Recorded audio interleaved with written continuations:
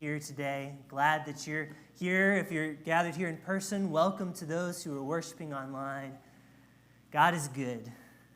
God is good, and we adore him. You know, one of the most wonderful challenges and greatest struggles of preaching, in my mind, is telling the stories that you already know in a way that they might stick, in a way that they might stand out again, like that they might really speak.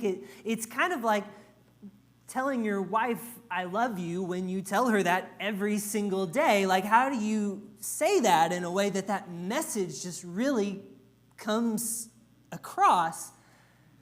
Today's passage is 100% like that, in my mind, because it's one that you know.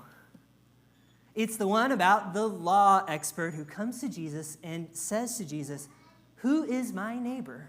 And Jesus tells him a story about a man who was going down from Jerusalem to Jericho when he fell among robbers who beat him and stripped him and left him for dead. And by chance, a certain priest was coming down that road.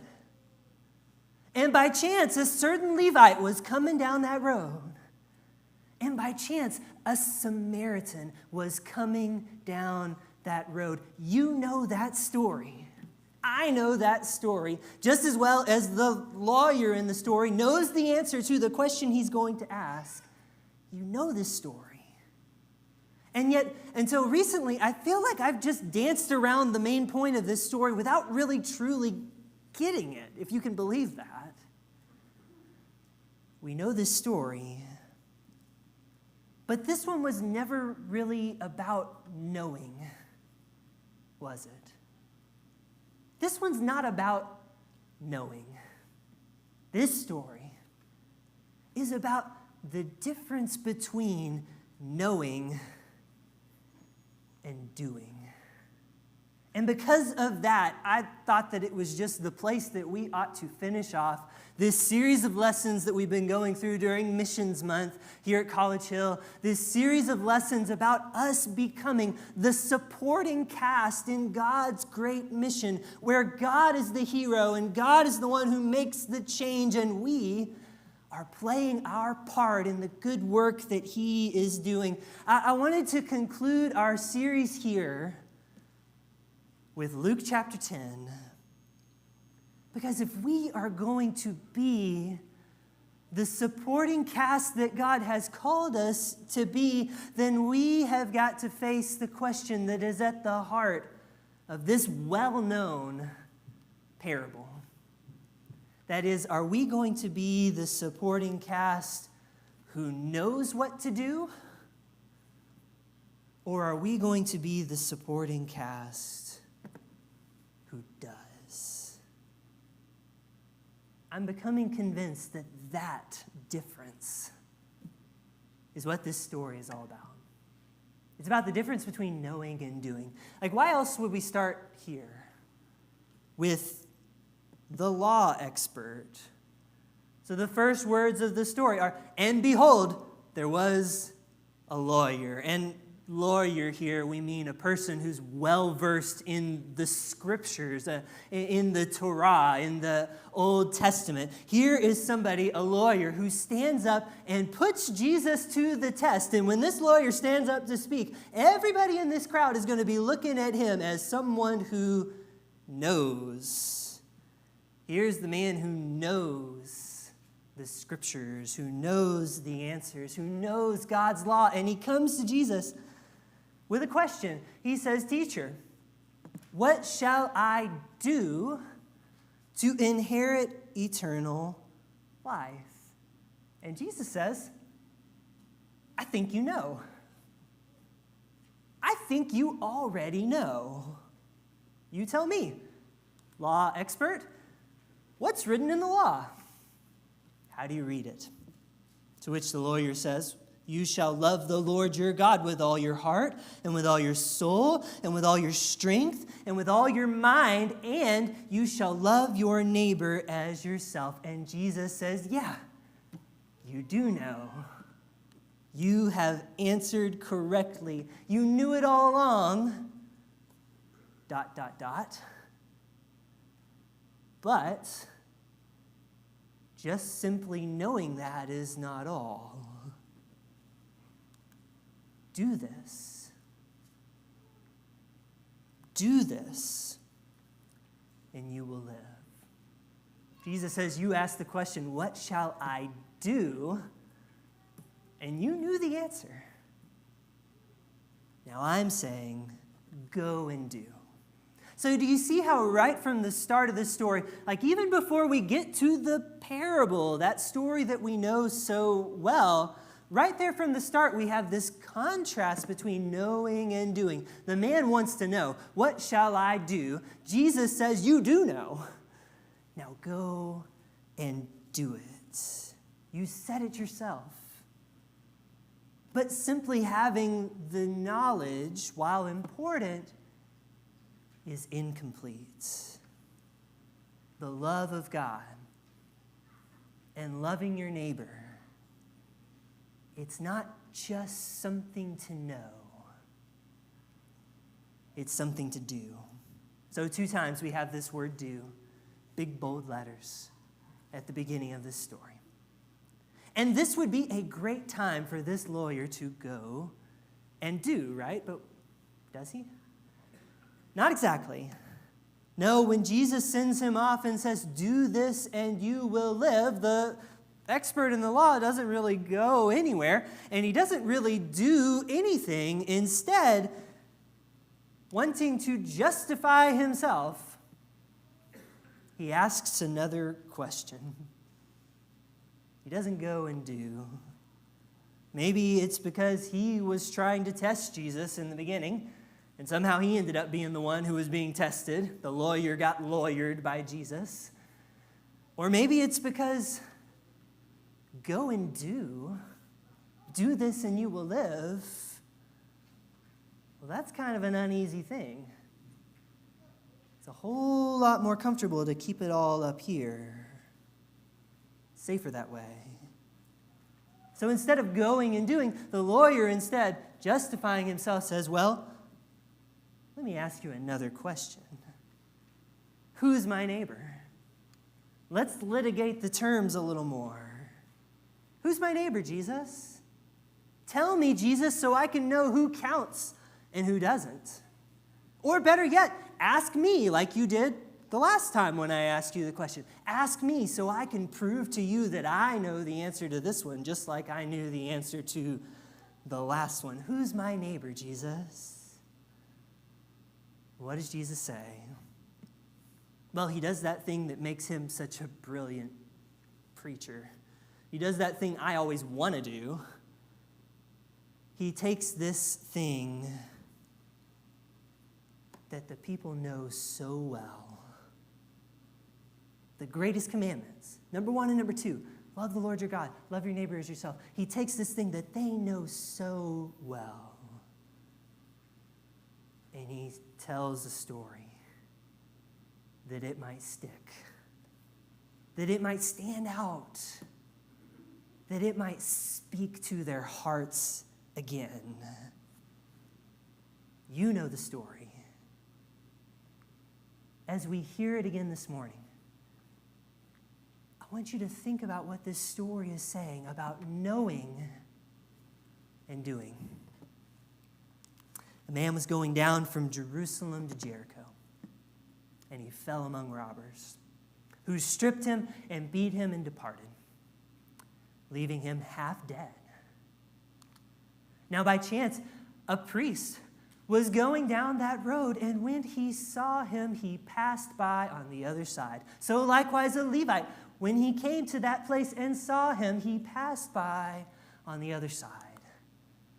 But a Samaritan, as he journeyed, came to where he was, and when he saw him, he had compassion. And he went to him, and he bound up his wounds, pouring on oil and wine.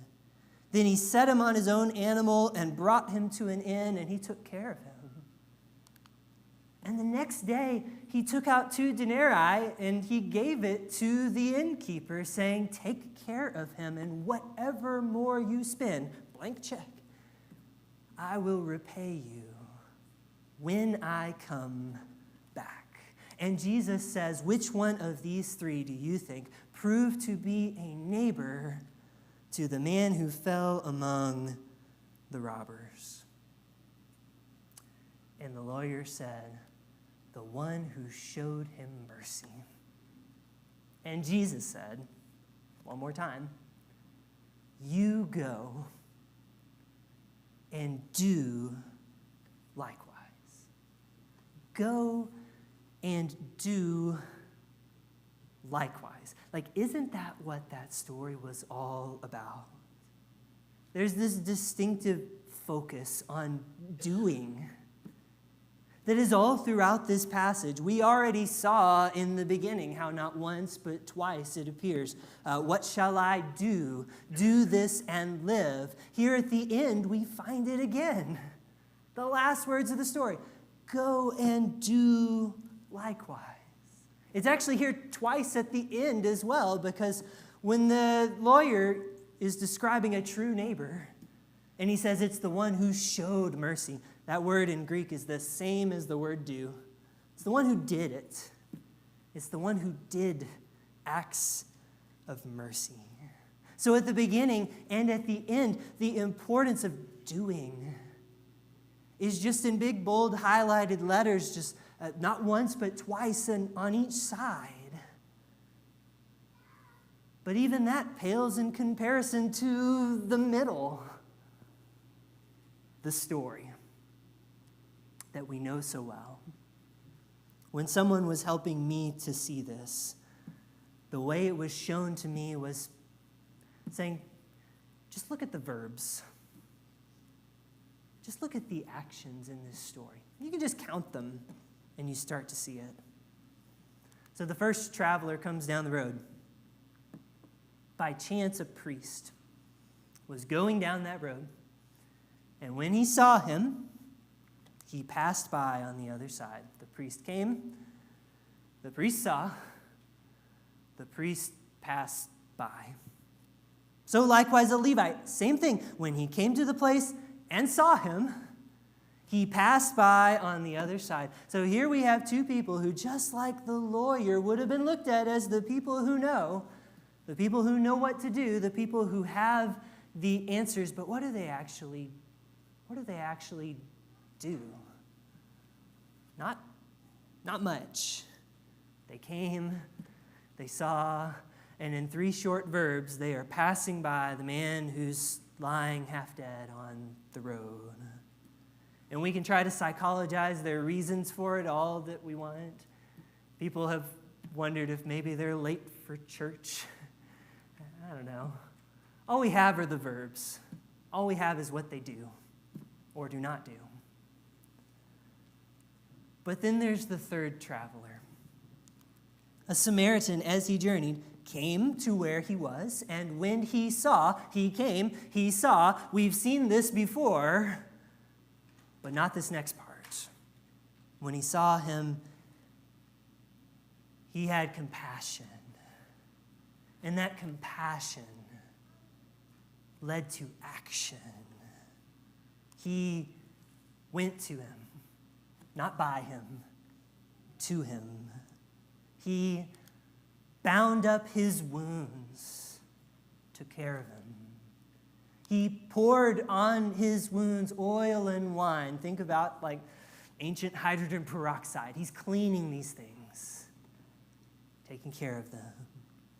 He set him up on his own animal. Now he's walking, not riding. He brought him to the inn. And he didn't just leave him there. He took care of him there. And the next day, which is not a verb, I know, but it implies one, he spent the night there. And the next day, he took out 2 denarii and gave it to the innkeeper, and also gave instructions for taking care of this man. Take care of him, and whatever more you spend, I will repay to you when? When I come back. So by my count, that's 14 verbs and one implied verb, 15 actions stemming from that one moment of coincidental compassion on the road. 15 verbs, and they just keep coming, right? Like, wouldn't it have been an amazing story if this man stopped and brought him all the way to the inn? That would be awesome. I read somewhere that that's like a 17-mile road, Jerusalem to Jericho. That's a long way. Takes some time. He was going to ride it, but now instead he's walking beside his animal that's propping up a man who's badly hurt. I think they're going pretty slow at this point. He takes him to the inn, but he doesn't stop there. He cares for his wounds, but he doesn't stop there. He spends the night taking care of him at his own cost, but he doesn't stop there. He provides extra funds so that this man's cared for longer than he can be there, but he doesn't stop there. He says, I'm coming back, and I will come back and see this through to the end. And Jesus says to the man who wanted to know what to do, what makes for a neighbor? What makes for a true believer? It's not just knowing. It's doing. Putting love in action. And on top of that, we haven't even mentioned yet, doing it for the person who can't repay you. Doing it for the person who's not at all like you. For the person who's perceived to be your enemy, as it was with Jews and Samaritans. Not only does this man know what to do, not only does he do it, but he, as Samaritan, does it for the Jewish man on the road. You know, even Leviticus said you ought to do that. Even in Leviticus 19, where we first hear that teaching, love your neighbor as yourself, it gives instructions and says, that applies to the person who's not like you, too. You shall treat the stranger who is with you and as a native among you. You shall love him as yourself. For you were strangers in the land of Egypt, and I am the Lord your God. So that was there all along. The lawyer probably knows it. The priest probably knows it. The Levite knows it. The Samaritan knows it, for that matter. But it's one thing to know it. It's another thing to do it, to put it into action in his life. But isn't that exactly the challenge of this parable? Isn't that really the essence of being the supporting cast of God's great mission? We are pressed beyond mere knowledge alone. We're pressed into action. If I can just speak candidly for a second, the more I see this pattern in the parable and the more I count the verbs, the more uncomfortable I get with it, with the parable. Because I have to ask myself, like, where would I fit into it, you know? Here are these religious people, religious leaders. I devote a lot of my time and attention to striving to know what to do. It's my comfort zone up here. Jesus doesn't say knowing what to do is a bad thing. He says you answered correctly, but he says, do this. Do this. 15 verbs. Go and do likewise. I hope that God can teach me to bridge the gap between knowing what to do and doing better in my life. Because when I learn to do that better, then I will be a better example that people can look at and say, that's what a neighbor is. That's what a neighbor does. That's what a Christ follower looks like. May God teach all of us that same thing. To be the kind of people that someone could look at your example and say, that's what Christians do. They love the people they meet in life. They love the people who are different than them. They don't just know they ought to. They do it. That's what Christians do. Christians love when it's costly of their time and their resources. They don't just talk about it and they don't just write sermons about it. They do it. They make it into verbs every day. We know the parable. I know the parable. But the great opportunity is to be the parable as we go forth from this place. And thankfully, Jesus Christ himself has shown us how. Jesus, more than any other person before or after, showed us what it looked like to know and do. He met us when we were beaten down and left for dead in sin. And in a way even greater than the story that he tells, he gave his life, his very self, in action for you and me. And maybe the way you respond to that this morning is by coming to him for healing, for grace.